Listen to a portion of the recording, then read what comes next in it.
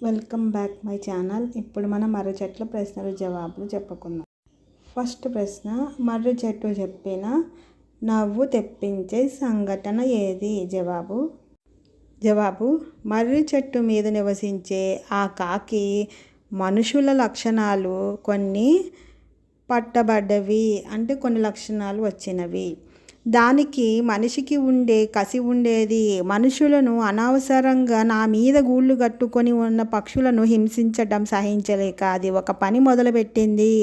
ఏ మనిషి నా కింద కూర్చొని గొప్పగా ఉత్సాహంగా మాట్లాడుతూ ఉంటాడో గుర్రు చూసి అతని మీద రెట్ట వేసి ఎగిరిపోయేది. గొప్పగా మాట్లాడుతున్న ఆ వ్యక్తి ముఖం అప్పుడు చూడవలసిందే. అతని కంగారుగా చూసి మిగిలిన మానవులంతా గుక్క పట్టి నవ్వేవారు. ఆ కాకి పనికి నాకు కూడా నవ్వొచ్చేది. పక్షి కథను గురించి మర్రి చెట్టు ఏమి చెప్పింది? జవాబు, పిట్టలు కొట్టేవాడు మర్రి చెట్టు దగ్గరకు వచ్చాడు. అప్పుడు ఒక పక్షి మాత్రం భయంతో గూటి దాకా వెళ్ళలేక నా కొమ్మను అంటిపెట్టుకొని కూర్చుంది.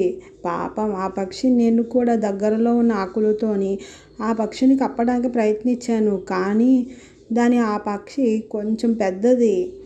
దాని పొట్ట కొద్ది భాగము కొమ్మను మించి వచ్చింది. ఇంతలోనే పిట్టలు కొట్టేవాడు చూసేశాడు.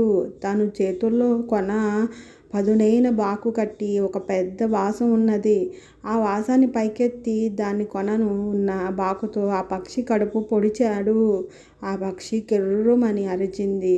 ఆ బాకు దాని కడుపులోకి దిగిపోయింది. ఆ వాసాన్ని దింపి ఆ బాకు నిలిచి ఉన్న పిట్టను వదిలించుకొని సంచిలో వేసుకొని వెళ్ళిపోయాడు. దాన్ని ఆకులతో కప్పించే ప్రయత్నం చేశాను, అయినా కాపాడలేకపోయాను అని మర్రి చెట్టు పక్షి కథను చెప్పింది. ఇలా ప్రశ్న, నరసింహలో బాల్యం గురించి మర్రి చెట్టు ఏమని నెమరు వేసుకుంది, అంటే గుర్తు తెచ్చుకుంది అని?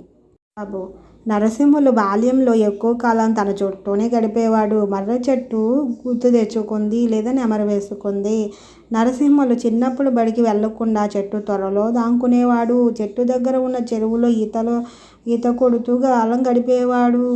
చెట్టు కొమ్మలు అనవసరంగా విరిచేవాడు. గూళ్ళల్లో పక్షులను వెళ్ళగొట్టేవాడు. ఊడలు పట్టుకొని ఉయ్యాలలు ఊగుతూ ఉండేవాడు. ఆకతాయంగా తిరుగుతూ ఉండేవాడని మర్రి చెట్టు గుర్తు చేసుకుంది. లైక్ చేయండి, షేర్ చేయండి, కామెంట్ చేయండి, సబ్స్క్రైబ్ చేసుకోండి.